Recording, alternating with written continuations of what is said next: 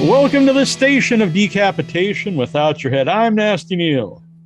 I'm Treacherous Trista. And we're joined by director Tilke Hill and writer and lead Aaron Krygier of Rust Belt Driller.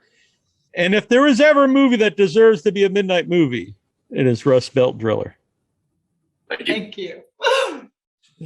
Very fitting. It's very fitting. It's hard to even explain what the movie is about. I don't know what it's about. Do you, Aaron? Considering it came from my head, no. I should add Midnight Movie of Dances with Film Festival coming up the 27th in LA. Absolutely. It's very cool. Yeah. Yeah, we're going to actually play, and I'm just getting this in because I might forget. It's playing on my birthday. Oh, really? Well, happy birthday. August 27th. Thank you so much. That's a fitting birthday present. Right? Absolutely. So it's playing at 11:55 at the Dances with Films Festival. And yeah, I think this is our world premiere, right? Yep. Oh, very cool. Absolutely. So yeah. It'll be my first time seeing it on a big screen, not just, on my somewhat decent size. Right. Oh, so you're going to be in attendance? Mm-hmm. Yeah. Yeah, we'll be out there. Yeah, we'll be out there. Yep. Oh, very cool. So the first time seeing with an audience then too. Have you seen it with like a cast and crew audience? No, we haven't done anything like that. We were going to, and then we wanted to just be careful for like local stuff with the local Buffalo Festival as well. And, we've screened it for some people, like my dad's seen it. A couple of other people like that have seen it for some feedback and stuff like that. But we haven't done anything quite like that yet. So once this is done, we'll probably get that going.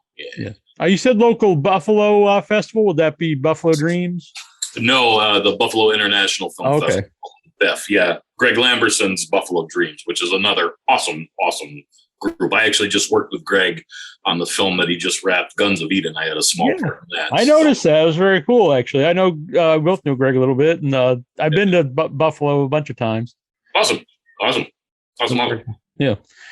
And I'm first right at the bat. I don't think Rust Belt Driller is necessary for everybody, but it's definitely my kind of movie. And I knew right away, one of the first bits of dialogue was, "I'll tell you what you know about paint, nothing." And your delivery, I was like, "Oh, this is a movie for me."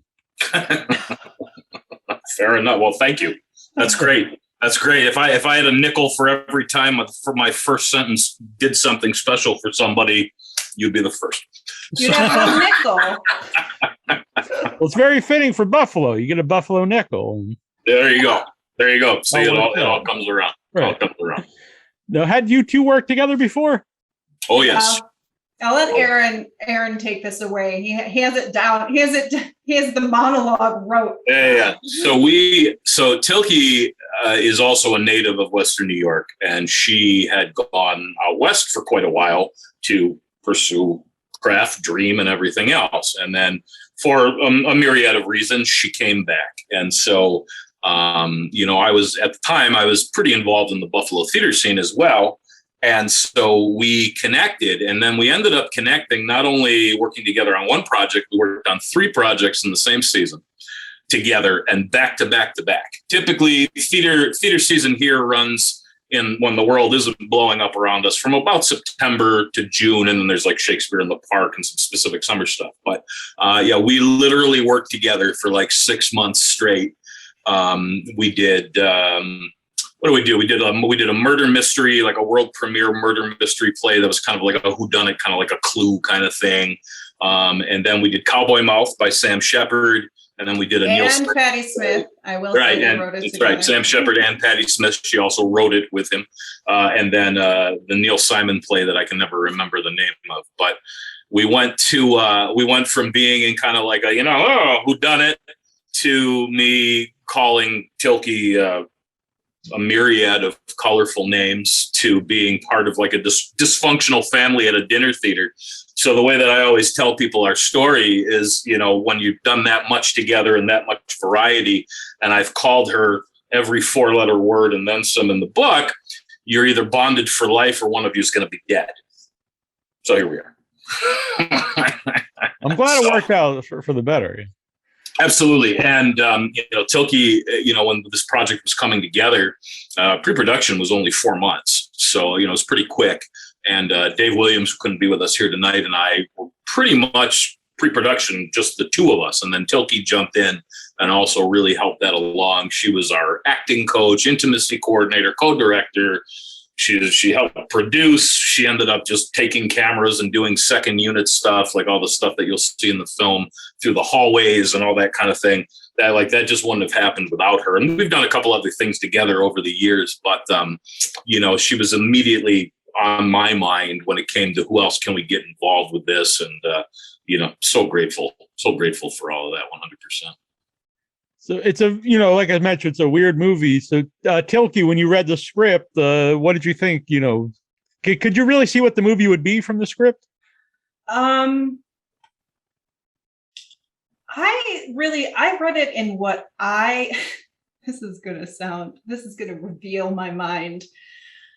I was struck by Aaron and I really like absurd, the theater of the absurd. And so when I read it, I was like, oh yeah, like I was really digging this sort of like absurdist tonal quality to it. And I could immediately see it visually. Like it didn't really take, some things you kind of struggle to see visually, but I was like, oh, I can see this. And, I was talking to Dave on the phone when he called me about the project, and I was like, oh yeah, I think it's like this. So I felt pretty confident. And the reason why I'm saying, you're going to like get into my mind a little bit and how crazy it is I was like, oh, there's some like hilarious things going on here, but only hilarious in the ways that like, American Psycho is hilarious, like not necessarily hilarious, but like the absolute absurdity of it and the commentary on like life and just how crazy it is, like can sometimes be hilarious, not in a funny haha way necessarily. So, but I think because Aaron and I are simpatico in like some of the genres that we like and some of the storytelling that we like, and having worked together, we know each other, that it was not difficult for me to read the script and see it sort of come off the page, even though it is really weird and wild. And as you say, maybe not for everyone. Excuse me, but I have a spider here crawling on my, on my microphone. Save it. Yeah, I just kind of. We needed one of those in the movie. We didn't put one of those. So, well, can you talk about writing the script? Like, I hate to ask where it came from, but was there anything that inspired it? She mentioned, Sure. Tilke mentioned American Psycho, and that's an interesting movie to mention because there's a lot of similarities, like things people in your mind you don't know. Sure. Well, obviously, some of it's not true. Sure, absolutely. So I'm 39, so I'm at the end of this decade, and it's been a challenging decade for me in a lot of ways, with a lot of struggles and depression and a lot of issues that I'm certainly not the only person out there that deals with it. I'm very fortunate that I was able to get this out. And I'll be honest, I've had a lot of anger about a lot of things, and this is kind of the way that I was able to kind of formulate that. And what was important was to be able to kind of get that out, but also to detach from it a little bit and still make a story out of it. You know what I mean? And so the origins of this, so Dave Williams and I, we had both watched Driller Killer, which was on Prime last April. And I'm a big fan of Abel Ferrara with, Bad Lieutenant and his version of Body Snatchers, which I think is super underrated, with Terry Kinney and all that kind of stuff. It's that, and that's interesting because that's a story that's been done 4 times, and I think 3 of them are excellent, and even the last one is not bad. It's the most benign, but it's not bad. Like even the modern one is not bad, but Abel Ferrara is so great. So I'm a huge fan of him. And so we watched it, and then what's interesting about Driller Killer is that it's in the public domain. They never renewed the copyright for it. And there was a guy that did a super ultra low budget kind of remake of it in Detroit. It's called like the Detroit Driller Killer or something like that. So I mentioned that to Dave, and I said, we could update this given everything with COVID, paranoia, isolation, just the way the world's working now. I mean, Afghanistan's done, right, in a month. I mean, like, this is the craziness of what's going on August 17th, 2021.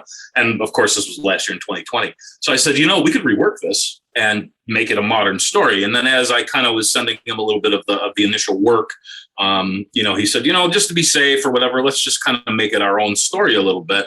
So we retained the concept, obviously, of the crazy artists. Pamela and Carol are the two female leads in Driller Killer. So there's an homage there. And I'm a big fan of that. There's a lot of things throughout the movie. There's a direct homage in the film to cruising. There's an homage to Roy Batty from Blade Runner. There's an homage to the great anime Perfect Blue. Direct stuff from Videodrome, even the main character, Ren Maxwell, kind of a play on that. Sinister was a big influence, Session 9. So, I'm very proud of homaging things, taking inspiration from things, and giving credit to things that have really influenced me in movies that I can watch, any day of the week. I love that. I love doing that. I think some people are hesitant about that, but I think that's a great way to go. I mean, if you can pay homage to something and still make it your own and make it work, I think that's a great testament to film and what film can do for generations. Yeah. Interesting. I wrote down when I was taking notes, some things about Driller Killer, not just the drill part, but I always think one of the things that stands out to me about Driller Killer is it's very loud. And some of the screams in Rust Belt Driller were very loud, and it kind of reminded me of a Driller Killer in that aspect. Yeah, our sound designer, Andy Getting. I mean, first of all, the sound capture by our who was also our colorist, Steve Rosenthal. Sound obviously can make or break a movie. You can cut something, you can work with a bad shot. Sound obviously is such an important thing. And they, with Steve capturing everything just properly and then Andy really doing a number with the sound design. Yeah, that was kind of the whole point, especially like with the drill. And it's just supposed to be this otherworldly embodiment, of whatever it ends up becoming. So yeah, that definitely. Yeah. Trista, did you have a question? I'm always interested in what scares horror creators. So do you guys have any fears or phobias you feel comfortable sharing?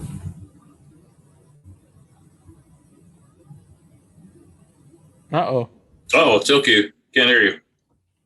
Oh, you can't hear me? Oh, now we can. There you go. Oh, you were just talking to yourself. I was talking to myself, Yeah. but I didn't think it was that soft. I don't know. I don't really like gore. So it really creeps me out and like makes me feel like, whoa, on the inside. Mm-hmm. But I do have an interesting little story that I got a 2nd-degree burn last week, and my finger bubbled up exactly the way that we had special effects bubble up skin in the movie. And I was like, what is happening? This is so crazy. So that you grabbed the camera and filmed it. I took a couple of pictures, but it would have been fun to talk about loud screaming. It would have been good. I hate to laugh. Yeah. Right. So yeah, like I it's just interesting to be around something and filming something and being like, yeah, that looks just like something being like a body part being drilled through and being like feeling so like on the inside about it. And I think I never become like necessarily like completely like immune to it or numb to it. It always like affects me a little bit. So I don't know, I guess in that way, I am still a viewer, even while I'm directing something. And I'm sorry about your burn too. Hopefully it's okay. Yeah. Thank you. She's tough. She'll be fine. She's tough. Yeah. It was like I've never had a burn like that, so I didn't really know that actually, like, skin really does bubble up like how we made it bubble up in Rust Belt Driller. But now I am here to confirm that it does. There you go. Aaron, did you have an answer for Trista's question? Do you have any fears that you would like to share? Yeah, bones splintering and breaking. I've been very fortunate. I've never broken a bone, never had any major surgery outside of stuff like a root canal or like wisdom teeth, which I don't even know if you consider that major. But just the sound of it snapping, or seeing something like, in UFC, or, like a kickboxing fight where somebody, oh God, that is brutal. That is absolutely brutal. And I have a weird kind of, I guess, almost like a sadomasochistic fear of basements. Like, like Home Alone with Kevin, where, the furnace is talking to him and it's going to eat him. And where I currently live, we have this massive, massive basement with these kind of back rooms that close off and all that kind of thing.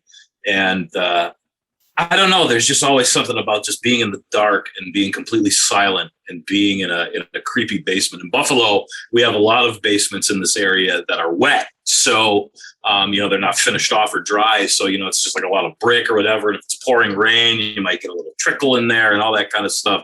And it's a perfect setting for an adult male to, put stuff in the dryer and run up the stairs, which I do. I actually do a show where I'm in the basement, but I put that behind me so you can't tell. But that's actually true. And it's pretty creepy if you look on the other side. Or maybe on this side too. I don't know. Depends on your point of view, I guess. So when you were writing it, did you always plan to play the lead? Yeah. There's a lot of me in this script. Like I said, I took a lot from, what I've dealt with my own mental health struggles and just, what I've seen. And so I always kind of had the intention of doing that, also just for budgetary reasons and everything else. But I wrote it with, that was always pretty much the plan. How about casting the rest of the movie? There's not a ton of people in the movie, but did you cast mostly people you knew? So everyone in the film, everybody that's worked on the film, in front of the camera, behind the camera, people that did everything. Everyone is local to Buffalo, New York, with the exception of the two female leads, Jillian Gertz and Veronica, and Bill Schweikert, who's my stepdad. He's based out of Alabama, but he actually grew up in the Finger Lakes, which is about an hour and a half away from Buffalo. So he still has some ties here. His sister actually still lives down there. His dad lives in New Jersey. So he has ties here, but he's based there. Apart from that, every single person on the film was from Western New York, which was always an intention, again, for budgetary reasons. But I always said, when I shoot my first feature, it's got to be a Buffalo thing, and it's got to be the Buffalo people. Jillian, I've known Jillian for quite a while now. She's actually worked with Dave Williams on other films. The last thing she did with Dave was a really, really neat art house flick called The Geometries of Desire. And they also did something that kind of turned out to be a short called Rye Mother, which Tilke was also on as far as like an intimacy coordinator and stuff like that. And I had Dave and I worked together on that. I cut Geometries of Desire. So when they screened the first part of that, because that's supposed to be the second part in kind of a trilogy, and it's like a big homage to like Fellini and like 60s, like Italian, kind of stuff like that. Jillian came up for the screening here at the Buffalo International Film Festival, and we just started talking. We got to know each other, and we stayed in touch. And then I ended up editing her latest acting reel, and I had no one else in mind to play the part of Carol. Very selfishly, I wanted to work with her and act opposite her. But she's just wonderful. I mean, she's beautiful. She's talented. She's committed. She's just excellent. And then Veronica, so Bill knows her from working on some projects down south. We actually had another New York City-based artist, Jill, because Jillian's from Brisbane originally, I believe it is, in Australia, but she's been a New York City gal for quite a while. And we had another girl coming in from New York City that we had worked with, and Tilke and I had done all this acting work with and all this stuff. And literally 6 hours before they're supposed to land at Buffalo Airport, and I'm picking her and Jillian up, she craps out on the film. She's like, I'm red, I have a fever, I can't make it. So 24 hours before we're supposed to have the one prep day with the lead actors, and then we shoot, she bails on us. So within a couple hours, Bill contacts Veronica. Dave sends her the script. 2 hours later, I'm talking to her about a couple things. And then literally less than 24 hours later, I pick her up at the airport. And it couldn't have worked out better. She was amazing. She was 5 times the actress the other girl was. Her and Tilke formed Team Tokyo, which became our de facto second unit. Again, like, you know, she was not only in it as a major character, but did so many other behind the scenes things on days off that she didn't have to do anything. The movie just doesn't happen without the two of them the way that it was. It couldn't be more fortuitous. Everybody else, for the most part, Tilke and I knew most of them just from the Buffalo acting community. Steve Jekyll, who plays Abel, my character's manager, he and I have worked together on stage before. He's an incredibly talented stage performer. Doesn't really have a lot of feature film experience, done commercials and stuff like that. But he was like super nervous about it. And I just said, look, it's you and me, and we're just going to go do it. So, and that's kind of how it went for everybody else. Some of, everybody auditioned, everybody sent in, headshot, reel, whatever. But the people that ended up getting cast, there wasn't much real competition when those people stood out. I mean, the casting chose itself, so. Tilke, do you have anything to add to that? Obviously, being like our acting coach and helping me cast and do all that kind of stuff. What was the question? Do we know the actors? Oh, just like picking the cast and just yeah. I agree. It was a little crazy when we lost, one of our 2 lead females, but after talking to her on the phone, the replacement on the phone, I was like, okay, like I feel good, like this is great. We have someone coming in, we can continue on with production because really. It was like a real scramble, and but the solution was there and ended up, really we benefited from having that particular performer. But yeah, like this is obviously not necessarily how it goes with film. It does with theater. You get like however many weeks to work with your actors.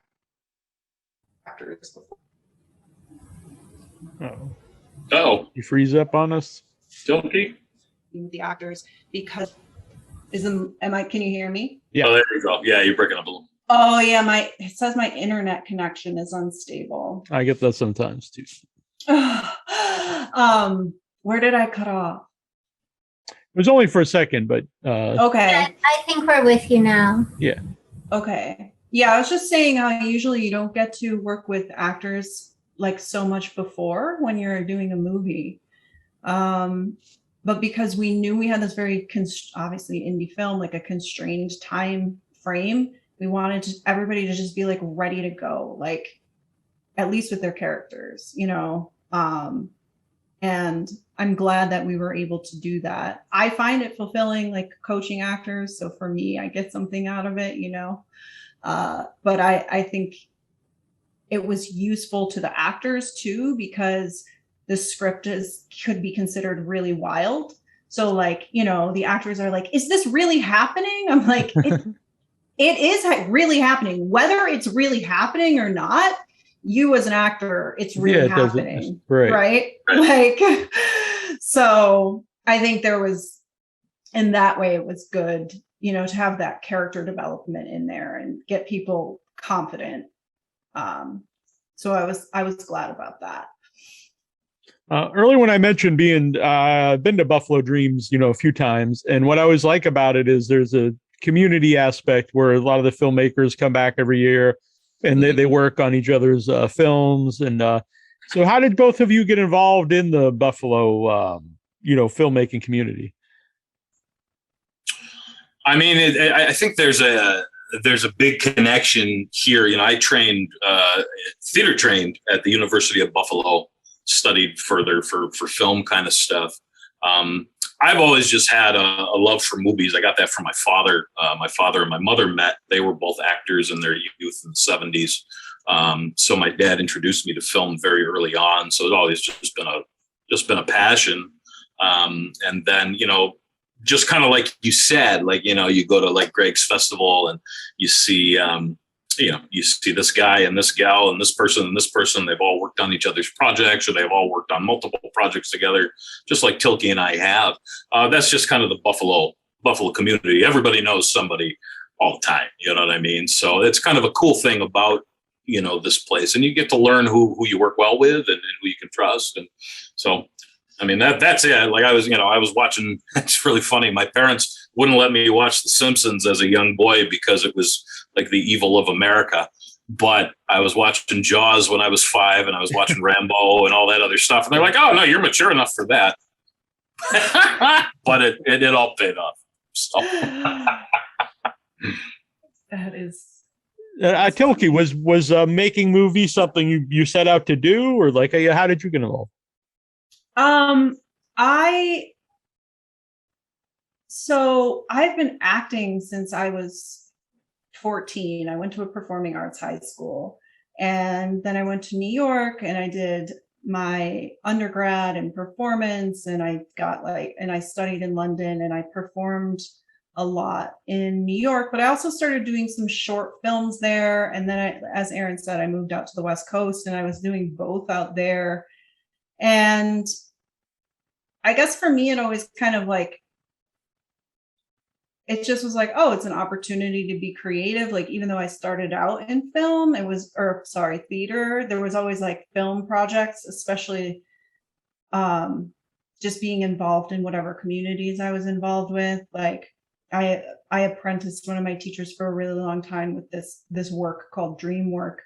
And so I moved back to Buffalo because I got sick, and this is where I'm from. But there was like opportunities, and because like Aaron said, it's small here, it's kind of, well, I don't know, I think it's small all over the world. I'm always like, oh my God, so and so, he worked on this movie, I worked on this movie, but it's like a small community here. And I ended up going to grad school here, and even though I was in the performance program, which was like the theater was the underlying thing, like my project was a media project. So I think I've always kind of had an affinity for it. And so then it's just, always been there for me. And then more and more, it has made its way into my life, like coming more so than even doing theater, like how I started out, even though I love theater. Mm-hmm. Trista, do you have a question? You guys mentioned that you have a long history of working together. I'm wondering how your skill sets complement each other. Well, you both just did the same exact thing. Well, it's like I said earlier. I mean, when you work together as much as we have, and that's right out of the gate. That was when we first met. When Tilke and you had just moved back here too, right? You'd only been back like a month or something like that when you were auditioning. Yeah, I had moved back, and then like as soon as I started feeling better, I was like, well, this is it was like a pretty bad situation. And as soon as I started feeling better, I was like, oh my God, like maybe I can just do some theater. I might have been here for like 4 months because I did a show, I think at Desiderios was like my first show or something. Yeah. And then, but then the one with you was after that. So it was like relatively quickly that I think that I think that the big thing with Tilke and I is that we just inherently trust each other, and like I said, I mean, doing that many shows back to back, literally basically spending 6 months together. And, Cowboy Mouth with the, content of that and the veracity of that show. And Tilke, Tilke is she's such a grounded actress. She just inhibits and inherits like the character's traits, and she just creates these wonderful things. She was so much better than I was in that show. She really was. The local review said, I inhibit the stage, she inhibits the world, or inherits the world. And that was correct. Like looking back on that a couple of years later, really thinking about that, and I think I did well with that show, but she was just on another level. And, but the big thing is that all just kind of generates trust, and which is most important. And especially in theater where you're with people and potentially being intimate and being close and, all that kind of thing, and doing that over and over and over and over and over and over again. And Buffalo shows typically run about 4 weeks. So, you're doing that 4, 5, 6 times a week, depending on the plays. But I think that we both just have an inherent kind of understanding of I think both of us are very sensory perceptive, and we both interpret things very similar. Whether you want to call it metaphysical or whether you want to call it on like a spiritual level or whatever the case may be. But I think we have very similar energies, and you just know those kinds of things. We had worked on, Tilke has a project that we had done a little bit of work on that kind of got halted with all the COVID stuff. That was very personal for her and very intimate for her. And we only got to shoot one night of us kind of together. And we just had a very basic, kind of improvisational concept. And by the time we were done with it, we were both almost in tears just from that energy, and that's a special thing with acting, I think, is when you're into it and you trust your character, you trust your partner. I think that just kind of shows itself. So that's just what it is. I think we connect on on not just like a surface level. I like working with talented people. She's amazing. So. You still have the drill? Oh yeah. Yeah. It's right behind me.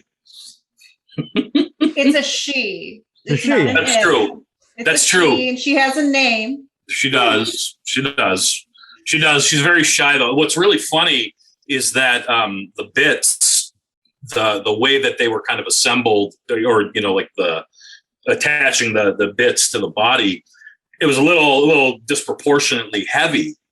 And what was really funny is when other people were trying to handle her or use her, or it was just like a pickup thing, so I didn't need to be there. She never worked properly for anybody but me. Just going to throw that out there. She didn't work properly for anybody but me. So She's only meant for you. that's true. Exactly. You're the drilliest, apparently. The drill drilling. She is the drill drilliest. Yes.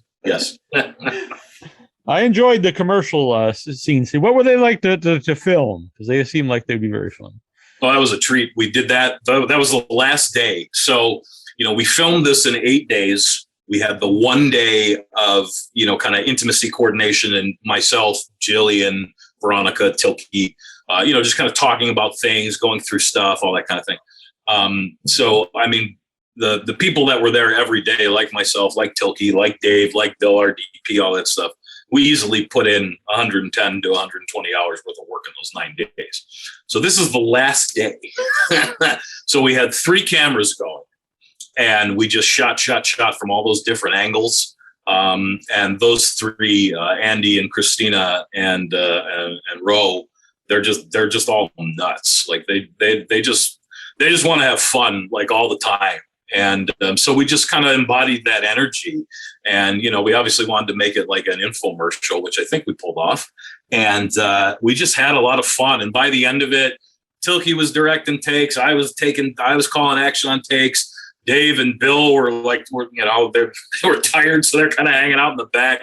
And we just kind of let it flow like that. It was crazy. It was absolutely insane. And that was like the last 6 hours of the production as a whole. But and they just kind of went with it. They had their energy. The girls, the drill girls, they came up with their little twirl and kind of the way that they acted. They got together before the shoot, and they figured that all out and all that kind of stuff. And Andy, who plays Benji Marks, he has some stand-up comedian experience and stuff like that. And like I said, he was the only person. We probably had a dozen people audition for that. That was it. I mean, Andy, that was it. You know what I mean? So again, just very fortunate with that. But yeah, that was crazy. And we had 3 cameras. We had 3 cameras going at the same time. It was just like the whole shoot, just because, it's indie, it's so much is happening, like so long, you're doing so many jobs. And then the whole shoot was like so wild and crazy and such a roller coaster. Then to have that be like the final day, it was just like, okay, the volcano is like fully erupting right now. Like it was really wild. And the only part that I would have wanted to act in a film is Benji Mark, because I think that would have been the funnest part to play, just because it's so over the top and wild, I think there's so much opportunity just to like, so some of those times when Andy was like doing things and like messing up was like Andy messing up, but like it worked for the character and for the whole infomercial. So like, when he like doesn't know his lines or something, and like, so that was, the actor like then going to go back into character, but it was like a brilliant move for Aaron to be like, oh, hey, like, let's pull this and make this like really like a hilarious infomercial. Like when he's talking about it and he's like, there's just like, there's just stuff all over it. That was, he had, he went to the Goodwill and got some, crappy clothes, but that sport coat was his and that's a little bit nicer. So he's like, I'm just hesitant to do this because I don't want to get it dirty.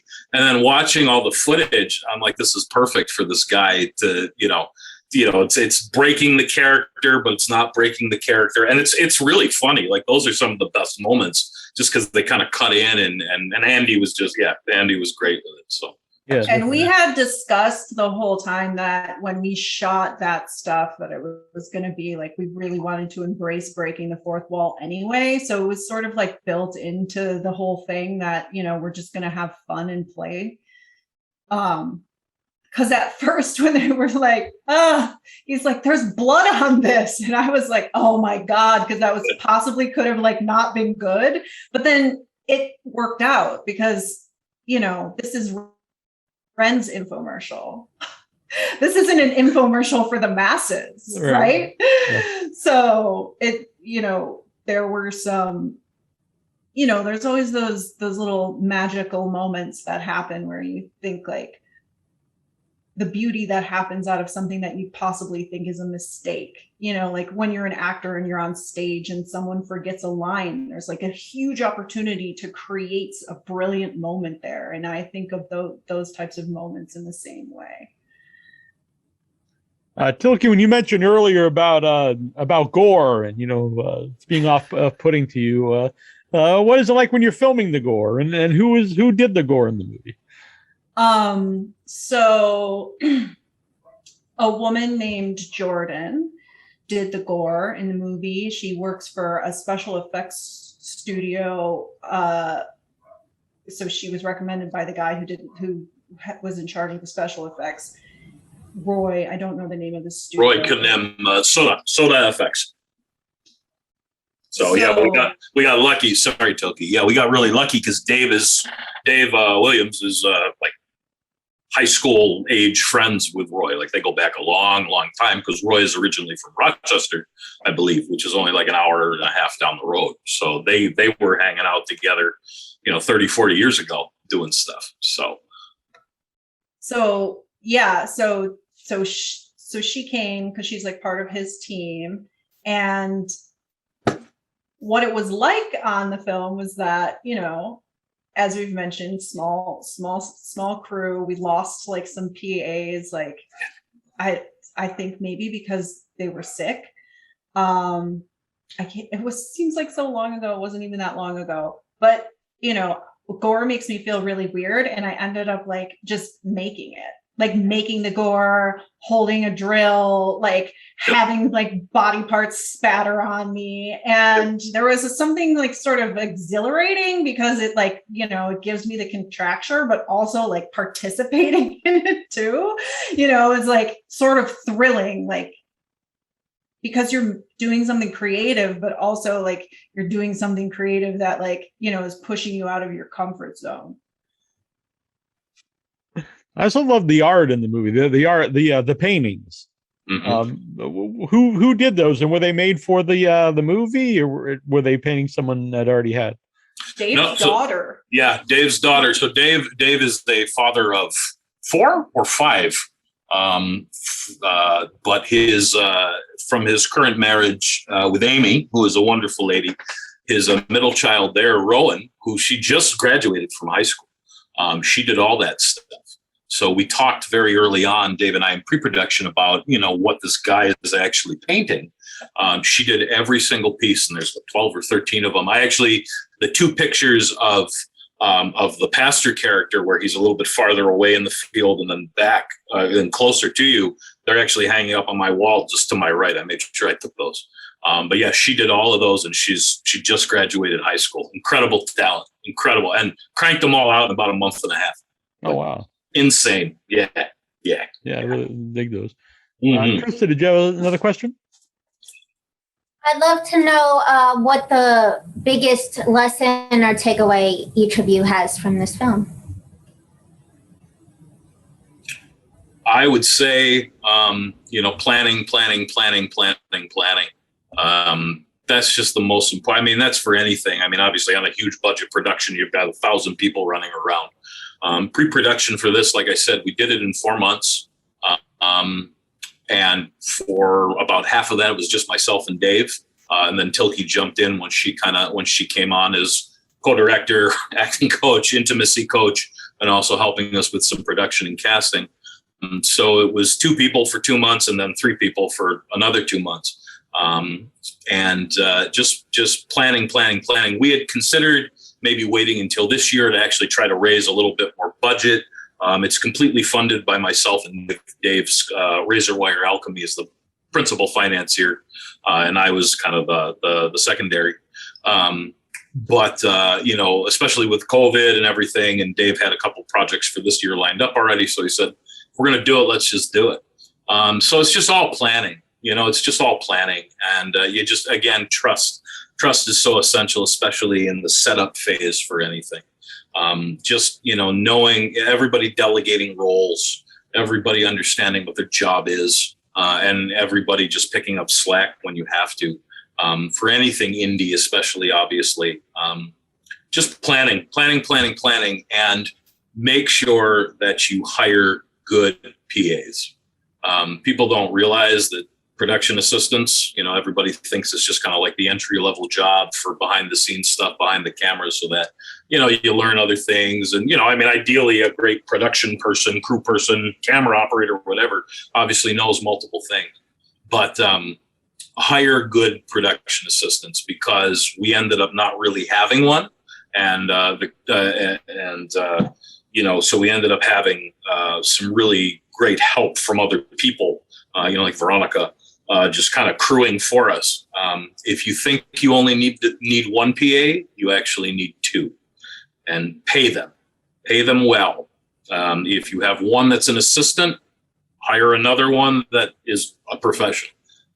Cannot emphasize that enough, that's the kind of person that you need to really make this stuff go. It's just like a stage manager. People that don't know theater, great stage manager can make or break a show.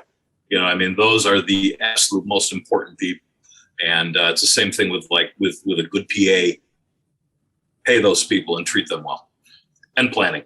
And when you think you've planned enough, you haven't even come close. That's what I would say. Tilke, did you have any answer for that question? I'm piggybacking on what Aaron said. I would say that, like having, we were out PAs because of sickness and stuff. And it was a real challenge, because then, you're already doing so many jobs anyway, and then you're also doing those jobs. And so I don't think I would do that again. I wouldn't choose to do that again. So hopefully the universe wouldn't give me that again. And I think that I learned that I really like working with people who I can communicate really well with. And so I think, communication is like really, really, really important. So that's a big takeaway. And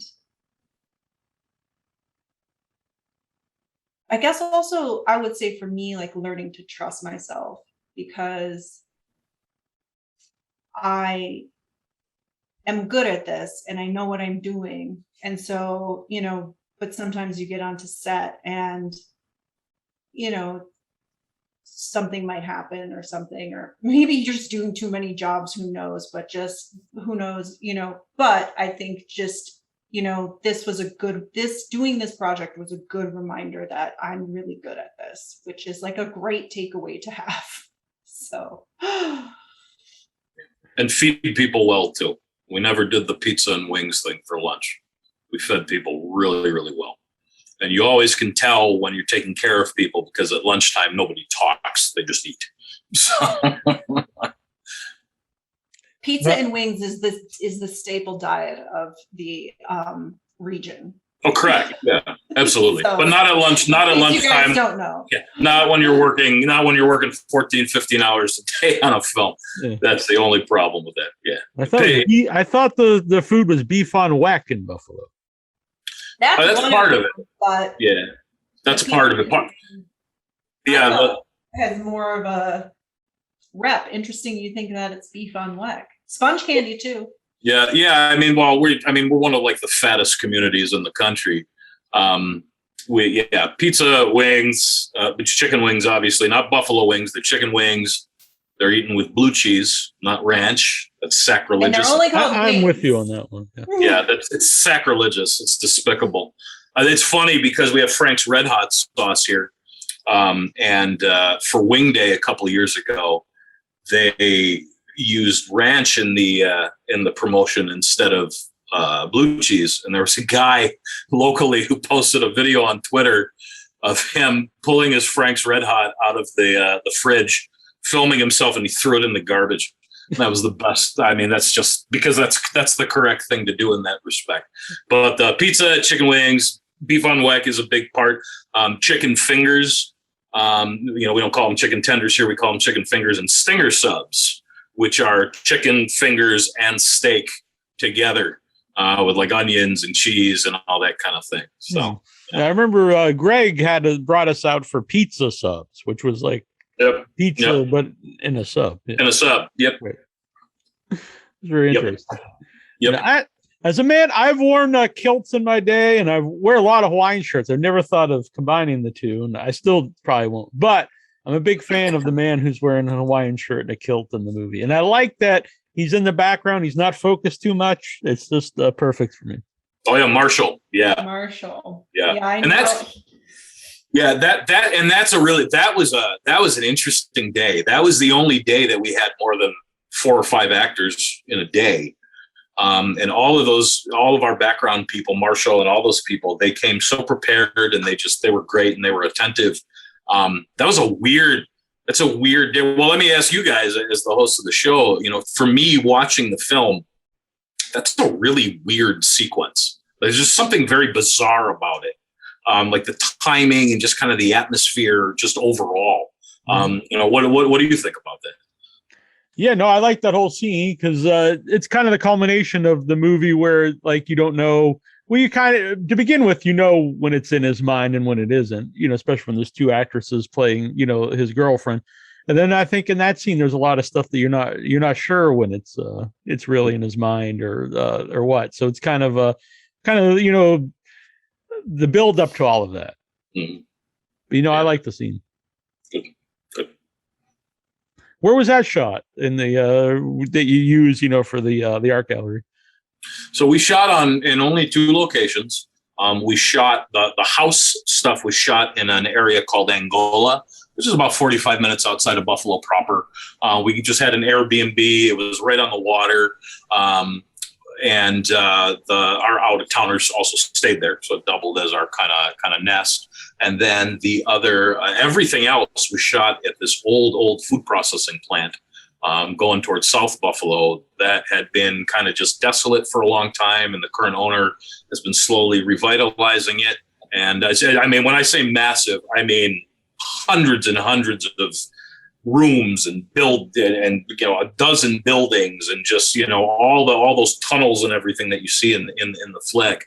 That was all shot on location in one spot. All that stuff, it was crazy, really super cool. When Dave and I were scouting it, because the scene that's in the shop, like in the shop itself, that shop, like in the opening shot, we actually linked up with the guy that runs that shop, Brian, who builds these crazy sheds and does all kind of woodworking.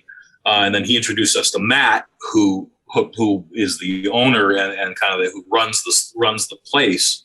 And we were walking through some of those tunnels, and in one of the big areas in the basement, there's no explanation for it, but there's just a wheelchair there. So remember when I said Session 9 was one of my big influences overall, the wheelchair, if you're familiar with Session 9, the wheelchair, that Peter Mullen sees over and over again, it was just there. There's no reason for it. There's absolutely no context for it. This wheelchair was there. Dave goes, "Oh, there's your Session 9." And so that was it. We had to shoot there. Had to do it. That's really weird. Actually, yesterday I go for walks every day, and I was up in these trails that I go in, and there was a wheelchair in the trail. And I thought it was just sitting there. It was a certain wheelchair. I don't know. Just there. Yeah. Trista, do you have another question? Do you guys have any other upcoming projects you'd like to talk about?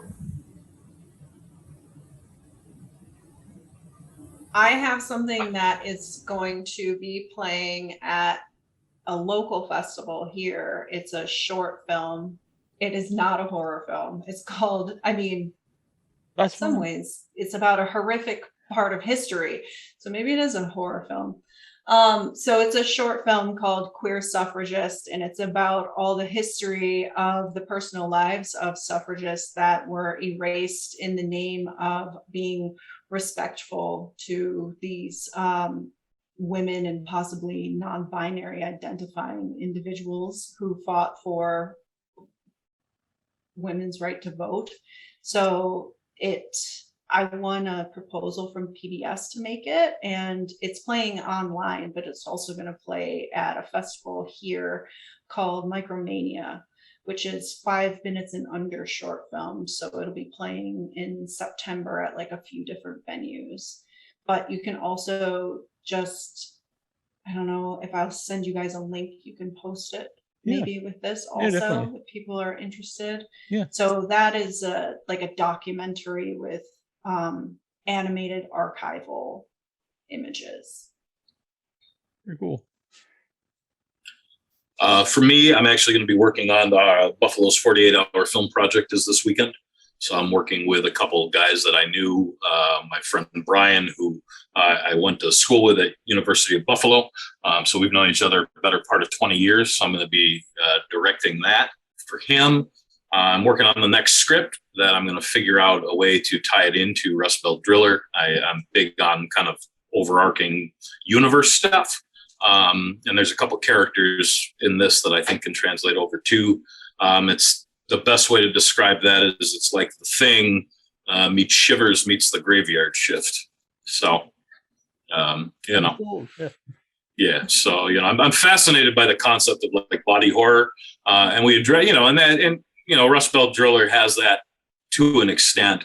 But this one, I want to, slugs and brain worms and so I'm all for it. By the way, I really like the poster art for your movie.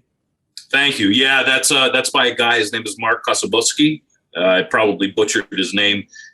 He's out of Erie, Pennsylvania, which is only about an hour and a half down the road from Buffalo. Someone that I had been an acquaintance with last year mentioned him because he had done some work for her roller derby stuff that she was doing in Erie. So I hit him up, and there it is. Yeah, he's amazing. Fantastic stuff. We wanted to kind of have a little bit more of a retro feel but obviously let him just kind of do his thing too. So I gave him inspiration, like the Taxi Driver poster, which is, where Travis Bickle's just kind of staring outside of his cab, eaten alive, just kind of things like that. And then he just kind of took the wheel of it and ran. So super cool. Yeah, his stuff was awesome. Awesome. Yeah. No, definitely. And David couldn't be here, but we wish him well. We understand he's got some issues, but we hope he's doing well. And you didn't mention, talked about him, but how did he get involved in the movie? Is someone else that you guys are friends with in the community? Yeah. So Dave and I have known each other 15 years, more or less. I first met David on one of his kind of micro B horror movies that he did called Red Scream Vampires back in 2006. No, I think something like that. And I had a small part in that. We got to know each other, and over the next couple years, I had a part in a couple different things. He did his kind of like steampunk version of Nosferatu, and then we did a movie called Cleric, which is where Bill Schweikert came into the mix. Bill was the DP on that. And he had the Red One, which in 2007 was pretty crazy, especially for a guy doing indie stuff. And Bill and I just kind of bonded over that. And then Dave has worked with Bill pretty much on almost every film that he's done since then. So, and like I said, I call Bill my set dad. He did some short films with me that I had done for a concept a couple of years back. He's one of the only people that can yell at me, and I just go, "Yes, Dad." Yes, Dad. And I reminded him of that because there was a time when we did those projects 6-7 years ago now already. I was just a little indecisive on a shot. We did a shot, and then we're setting up for another one, and I wanted one more angle, and he yelled at me, and he said, "This is wasting time." So I reminded him of that this time when I said, "Let's get one more shot before you move the camera." So I learned something. And we shot this on Black Magic Pocket 2s. We had two cameras going at all times, and like I said, for the Benji Mark stuff, for the infomercial stuff, there were 3 cameras. So just real fast, fluid, moving. And everybody, Tilke and I have known each other for over 10 years. Dave and I have known each other for 15 years. Bill's known us for 13 years. So it all goes. It's pretty relative. Yeah. So the 20. Oh, go on. Sorry, Tilke. Sorry. No, I had intimacy coordinated something, and so they initially, that was the ask for me to come aboard and do this, because I had worked with Dave in that capacity before, and then it developed into doing that as well as the other stuff, co-directing. So the 27th, 11:55, because it can be confusing if I say the 27th on midnight, because that would technically be the next day. But 11:55 for the midnight showing. And what was that like when you found out you're the midnight showing at Dances with Film? Pretty incredible, man. That's what it's all about, to get it out there, and hopefully this is a big step for all of us. It's obviously it's a pretty prestigious thing. We're very honored to do that, and but I think we deserve it. I think we made a good piece, and everybody worked hard on it. And this is my film and Dave's film, really, and and Tilke's as well. I couldn't be happier with everything that came out of it. It's one of those things where it's always easy to go, man, if we had a little more money, or man, if we had a day or two more, or man, if this could have just been pulled off. Well, we had a couple things like that didn't quite work. What are you going to do? You got to figure it out, right? Shooting in 8 days. So, all things considered, and really reflecting on everything, we just had such a great group of people. Everybody bought into it, and everybody had a lot of fun. And this is the payoff, and I think we deserve that. I think we earned that, and super exciting. It's just that's just it, man. That's what it's about. Yeah. And I had a lot of fun watching it. So I think when you guys are watching with an audience, it's going to be a good time. I could, think that'll be a fun experience. And hope you guys have a good time when you're out there in LA. Thank you so much. Yeah, absolutely. Thank you. Congratulations. Thank you. Thank you. We really enjoyed this. Well, I did. I'll speak for Aaron. Yeah, absolutely. And Trista, are you out there? You're in Los Angeles? Yeah. yeah, we would love for you to be there so we can meet you and kind of do all that too. So if you can, if it's not past your bedtime, by all means, come on. Well, thank you. Yeah, I'll make it if I can, certainly. What a great festival, and right in the heart of Hollywood. So I'm thrilled for you guys. Thank you. Thank you. Thank you. Thanks both for doing this. Yeah, no problem. Anytime. Thank you so much. Bye.